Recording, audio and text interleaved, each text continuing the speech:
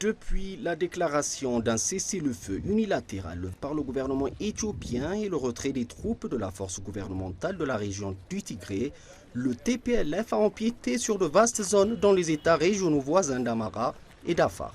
Elias Girma, directeur du ministère de l'Éducation, a déclaré à CGTN que son ministère avait mené des évaluations.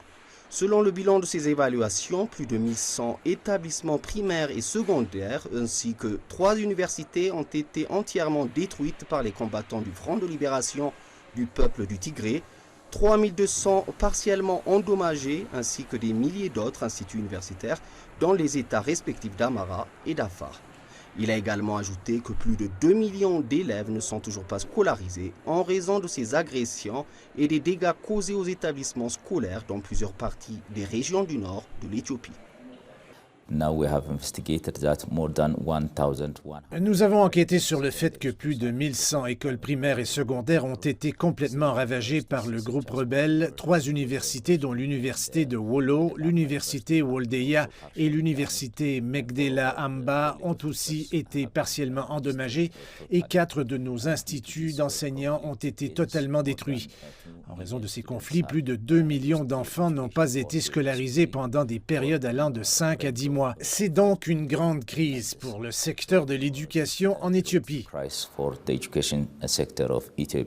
Girma a expliqué que le montant de la réparation complète des dommages infrastructurels causés aux écoles est estimé à près d'1,2 milliard de dollars.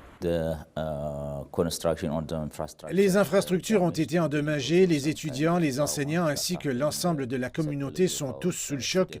Ce sont tous ces éléments qui constituent la crise qui s'est produite dans la partie nord de l'Éthiopie.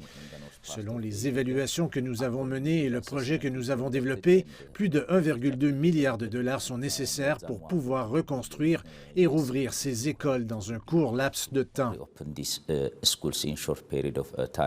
Le ministère de l'Éducation a travaillé en collaboration avec les gouvernements régionaux pour restaurer les écoles et il a déjà ainsi permis le retour en classe à près de 56% des élèves dans des établissements respectant les normes minimales requises. Les rebelles du TPLF, qui ont gouverné l'Éthiopie pendant 27 ans de 1991 jusqu'en 2018, sont entrés en conflit direct en novembre 2020 contre le gouvernement éthiopien. Selon les estimations officielles, plus de 2 millions de personnes ont été déplacées à l'intérieur de l'Éthiopie, tandis que des dizaines de milliers ont fui vers le Soudan voisin. Samuel Cizer, CGTN français, Addis Abeba, Éthiopie.